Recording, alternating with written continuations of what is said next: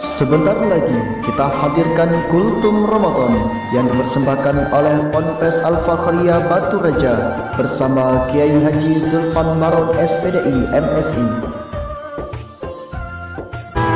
Bismillahirrahmanirrahim. Assalamualaikum warahmatullahi wabarakatuh. Waalaikumsalam warahmatullahi wabarakatuh. Alhamdulillahi rabbil alamin. Assalatu wassalamu ala ashrafil anbiya'i wal mursalin Sayyidina wa habibina wa syafi'ina wa maulana Muhammadin sallallahu alaihi wasallam al-mab'utsu rahmatan lil alamin. Qala rabbi shrah li sadri wa yassir li amri wahlul 'uqdatam min lisani yafqahu qawli. Amma ba'du. Para shaimin wassaimat sekalian yang mudah-mudahan diberkahi dan dirahmati Allah Subhanahu wa ta'ala.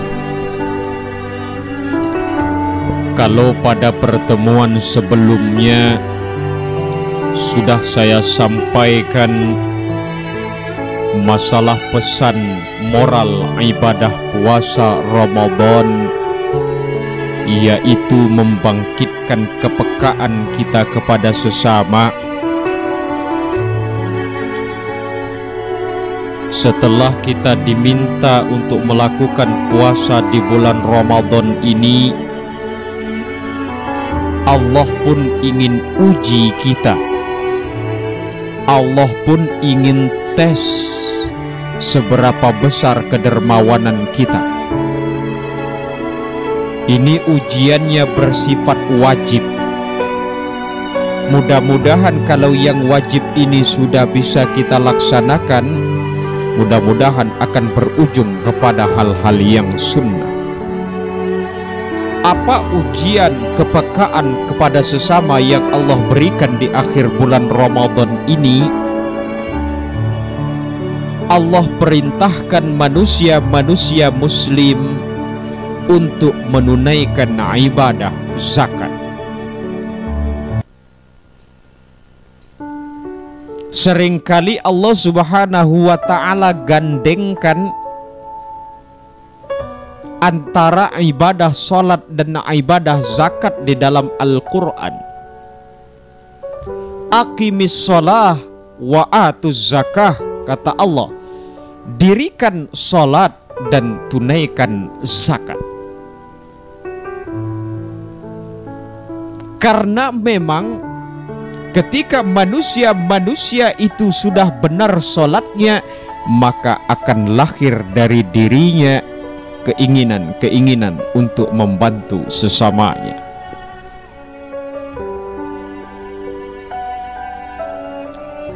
Apa sesungguhnya makna zakat yang perlu kita tangkap maknanya? Makna pertama yang hendak Allah sampaikan dari ibadah zakat yang Dia perintahkan itu adalah sebuah kesadaran diri manusia bahwa harta yang kita miliki itu hanya sekedar titipan Allah Subhanahu wa ta'ala saja.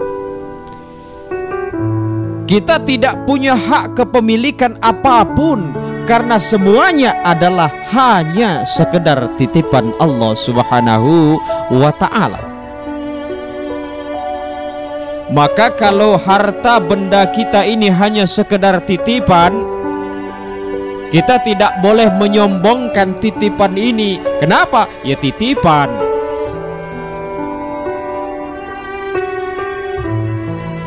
Kalau namanya titipan, suatu saat Allah Subhanahu wa ta'ala kapan saja akan mengambilnya kembali.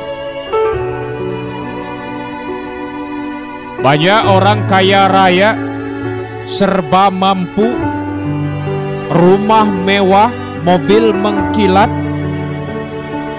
Akan tetapi ketika Allah minta, harta yang pernah Allah berikan kepadanya cukup 1 detik saja Allah memintanya, bangkrut manusianya itu.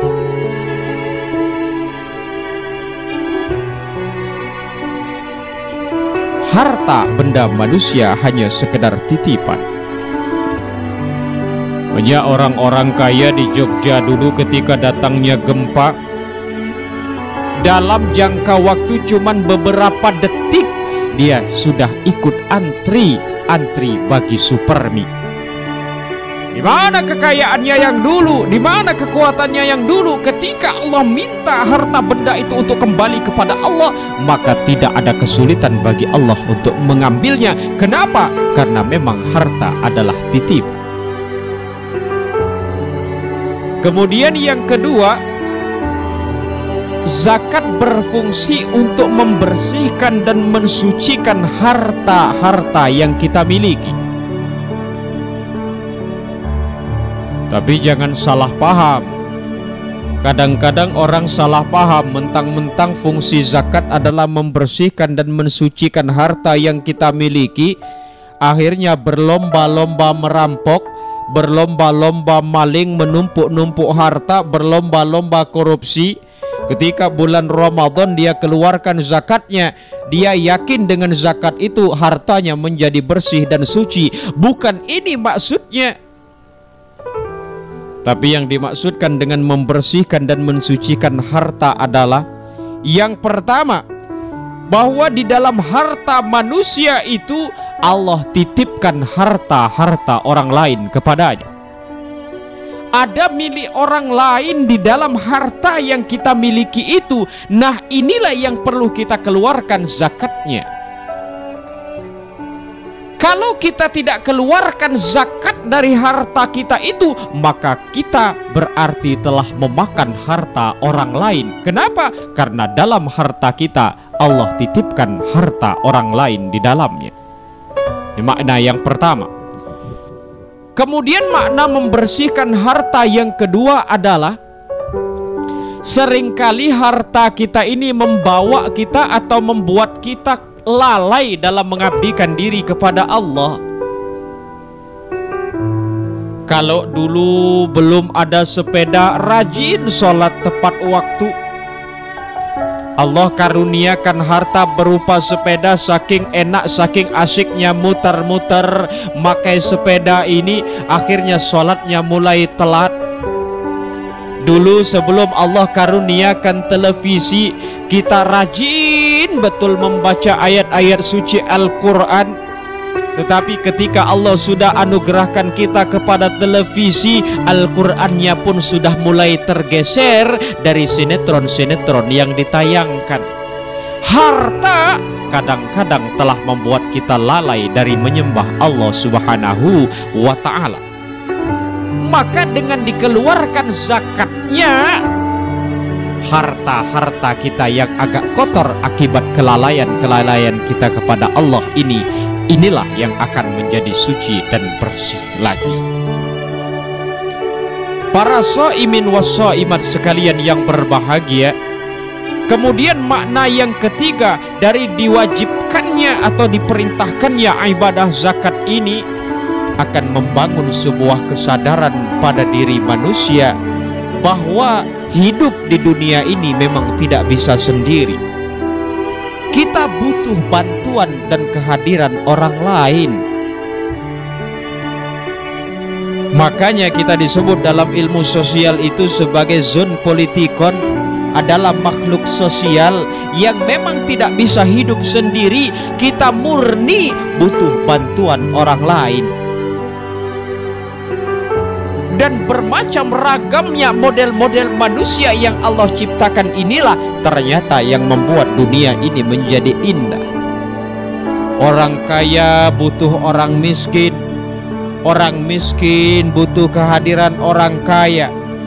Nah, dengan adanya ibadah zakat ini akan membangun sebuah kesadaran akan kebutuhan terhadap sesama. Oleh karena itu, zakat insya Allah akan semakin mempererat dan merekatkan hubungan antara kaya dan miskin. Yang kaya jangan menghina yang miskin pun jangan menggugat-gugat yang kaya.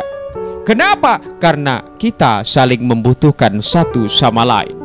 Yang kaya jangan menghina dan menapikan yang miskin, karena tanpa bantuan yang miskin kekayaanmu tidak akan pernah langgeng dan berlanjut.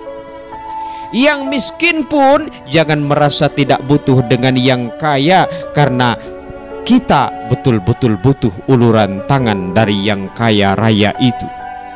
Dan dari sinilah akan tumbuh rasa saling membutuhkan, dan rasa saling membutuhkan inilah yang akan membangun rasa kebersamaan, dan rasa kebersamaan inilah yang akan mengakibatkan persatuan dan kesatuan di antara kita. Amin Allahumma amin.